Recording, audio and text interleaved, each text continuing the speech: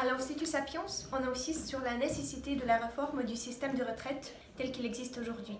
Dans le contexte démographique qui est défavorable pour le système, dans le contexte de la complexité des régimes qui crée des iniquités interprofessionnelles et surtout intergénérationnelles, on doit agir maintenant avec des mesures qui vont créer un système soutenable à long terme.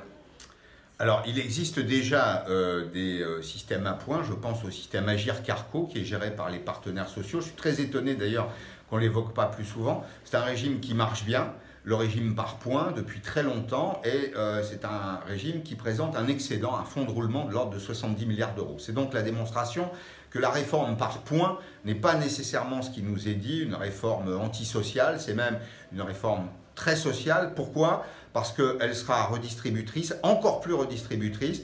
Les hommes vont cotiser un peu plus pour les femmes qui bénéficient de retraites inférieures. Les carrières continues paieront pour les carrières discontinues et les riches paieront pour les pauvres. Ça signifie que cette retraite, d'abord, cette réforme, elle doit être faite pour les raisons qu'Anastasia évoque. Démographie, prévisions économiques qui sont d'ailleurs toujours un peu mirobolantes, qui correspondent peu à la réalité. Si on veut maintenir en France un système de retraite qui soit généreux et si on veut éviter le piège des retraités pauvres.